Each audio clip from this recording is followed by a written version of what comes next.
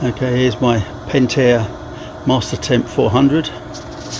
It is not heating, so if I turn it on,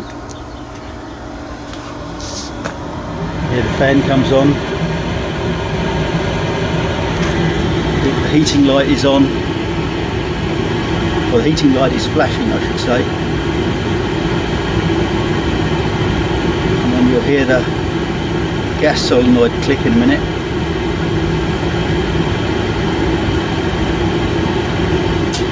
There it goes. It's now on. It's supposed to be heating.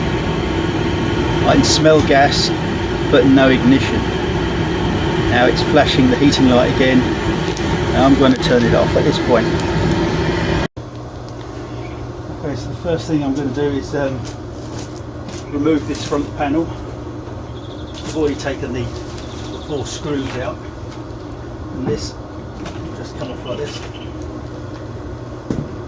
You then have 4 wing nuts on the top, which again I've already removed, and this top will then come off.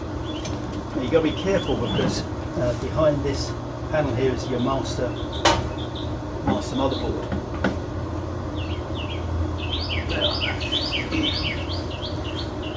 I've had to change a few of these over the years, but this time I'm sure it's not that. Because everything's firing up, everything looks good, but we're not actually getting ignition. So I'm leaning towards the fact that it's actually the igniter. But first of all, I'm going to test the flow vacuum switch.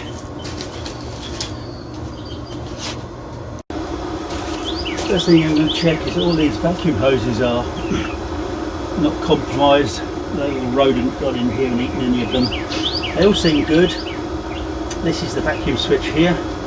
What it does is, as the fan is drawing air through here, it creates a vacuum on the front, which will pull the diaphragm in the switch and make the contacts. The reason for that is you need, it needs to ensure that there is airflow running through the system, because if the airflow wasn't running, you'd get a build-up of gas in there and it could be catastrophically explosive. So what I'm going to do, I'm going to pull one of these wires off. Now we're just going to make sure that this switch, the test meter, is making. So at the moment it's open circuit. I'm going to turn it on.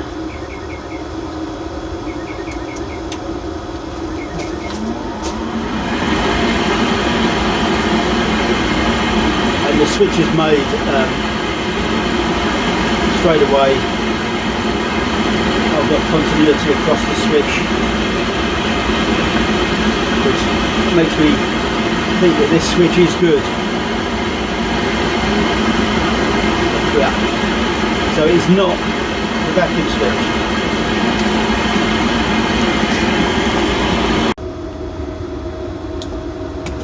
Okay, so the igniter is down there.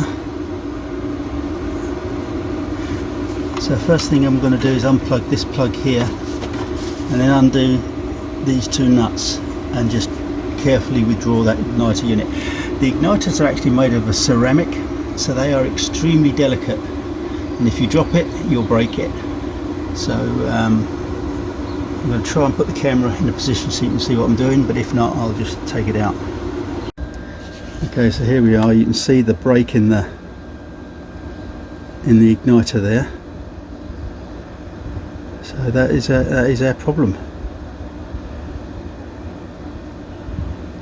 Okay, so I guess I've got to fit my new one. Okay, so the new one comes as a kit.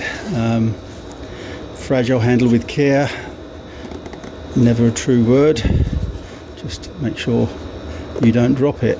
So I'm going to put the camera down and do this with both hands. Okay, so you get your igniter nice and new, shiny, and your felt washer. So I'm going to go and put this on first.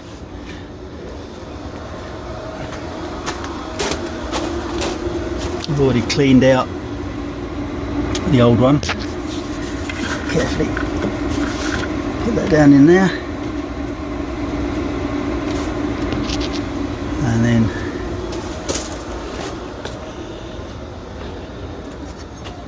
this is the igniter, so we'll put that on there.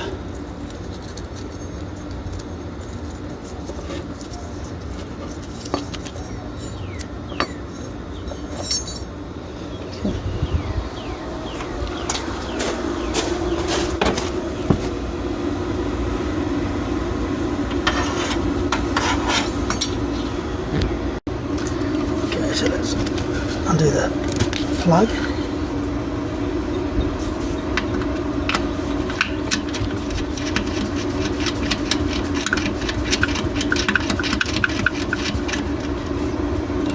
Get to that one easy enough. The other one's not so easy.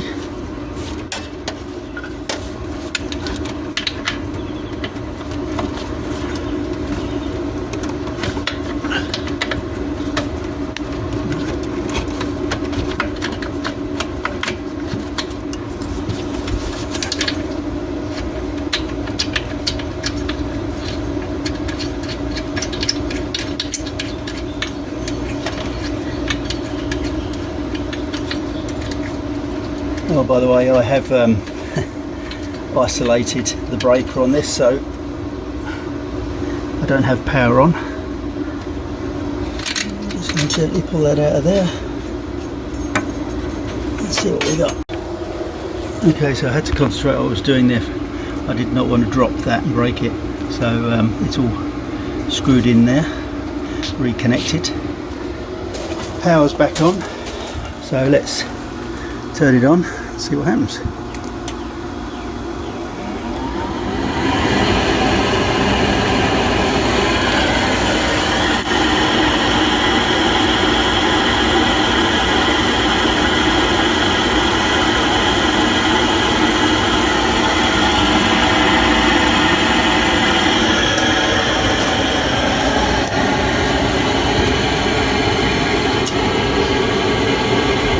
And there we go. It was the igniter. Well, I'm really pleased about that. So now I'm just going to put the lid back on. Job done. I am going to order one of these and keep one of these as a spare, because I know these fail quite a bit, and I am going to reorder and keep that igniter in as a spare. I've had that one for a year or so, but it was definitely worth having in as a spare because I was able to fix this in just a few minutes. Great, well I hope this has been helpful for you. Catch you soon.